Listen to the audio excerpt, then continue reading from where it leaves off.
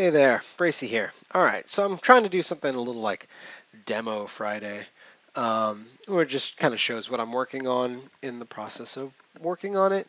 Right now, I'm making a little demo for a concept that I have. I'm not going to get too far into the details of what this concept is for, but the cool mechanic of it is pretty fun and pretty fun to share.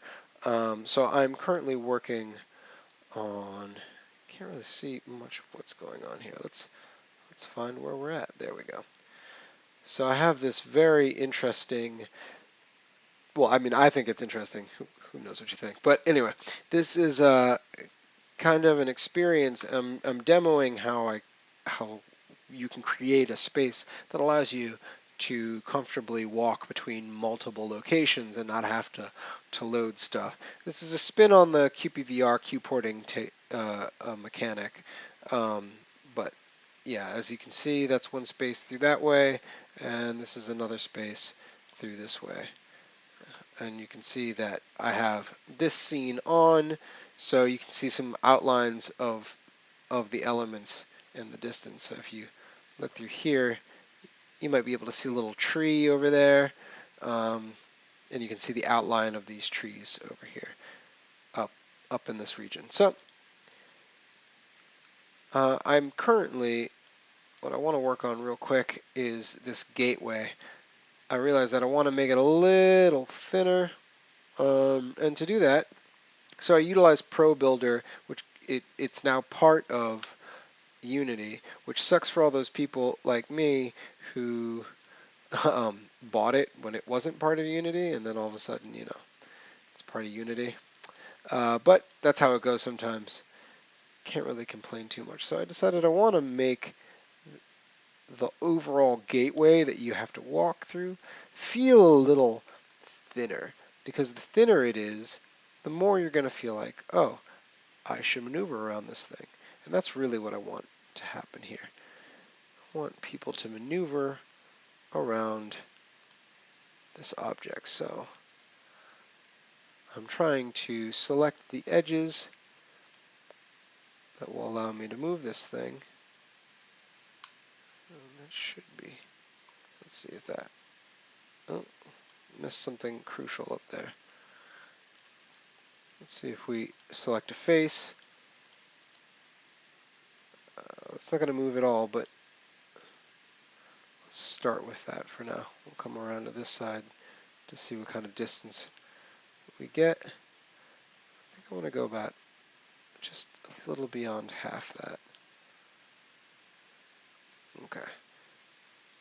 You'll see we have this point up here that didn't go with it, unfortunately, but that's okay. We can select that point, kind of drag it in. I'm going to have to eyeball this because the snapping function isn't really working the way that I would like it to. But the snapping function is control, just in case you're interested in knowing why. Well, how. I think you have to actually go in and change the, like how much of the snapping capability you want it to be. So I'm selecting these edges. On Pro Builder, you can choose the entire object, you can choose the vertices, you can choose an edge, or you can choose an entire face. And right now I'm kind of toggling between edges and faces. And like I said, I'm kind of eyeballing this. I didn't really set it up to do it right because this was kind of a quick build. As I said, this was meant to be, it's a demo, so it's not perfect. Some things, when you're trying to iterate fast, it's less important that you do everything so completely perfectly, and just that you get your idea out in a way that it works, and you can prove that it works. But every now and then, you want to go in and clean it up. And right now, that's what I'm doing. So I'm utilizing, let's see, use the control there. Yeah. So the fun thing is going to be when I finish this up, and then we get to go in and look at it.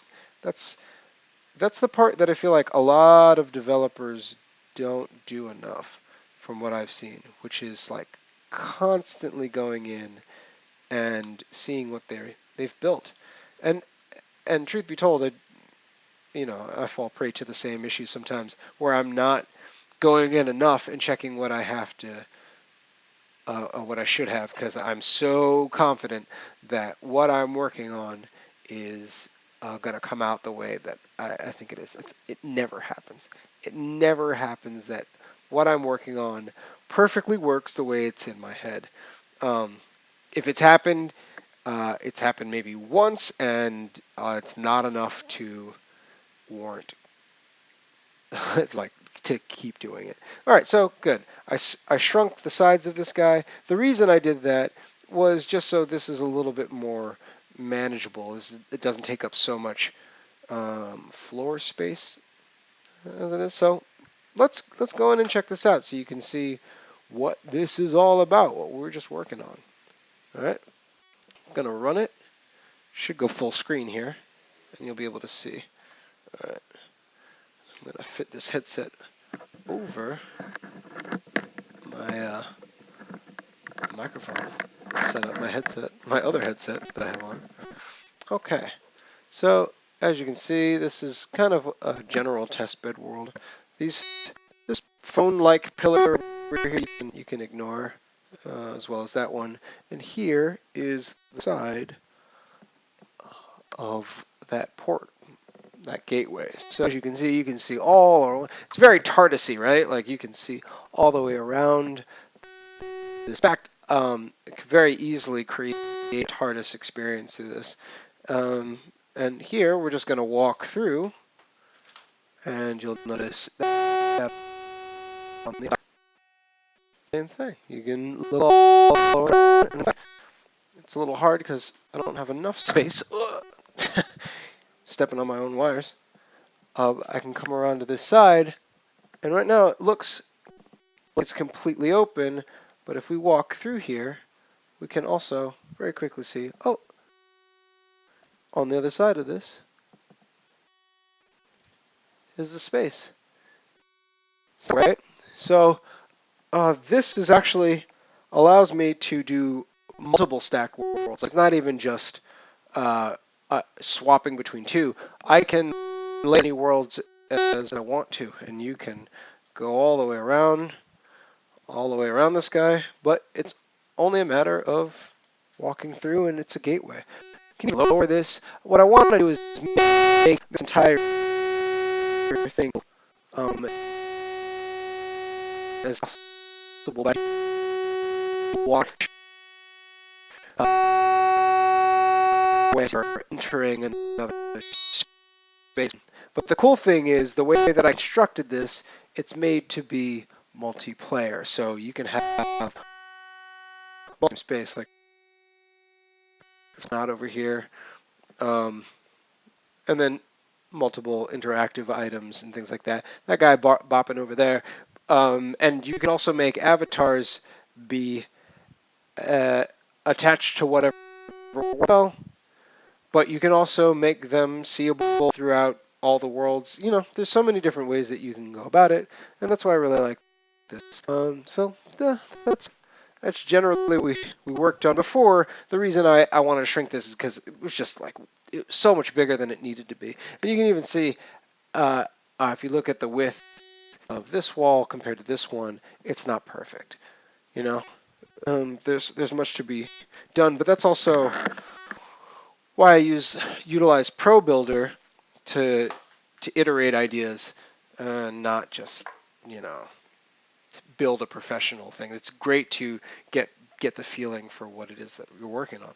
So that's it. This is that was the demo, and I'm just going to show you John Carmack right now. He's talking on Joe Rogan. If you don't know who John Carmack is, and you know Quake or you know Doom, this is the dude who's really kind of behind 3D gaming, or first person shooters. He's like the dude, and he got opted into Oculus, and he works on their team, and he's been really crucial about developing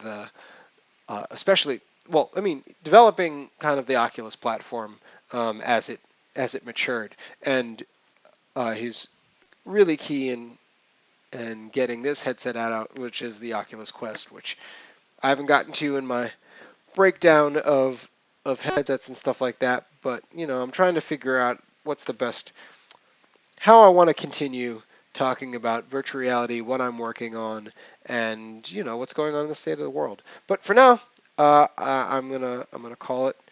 Thank you for watching. Stay conscious, and see you next time.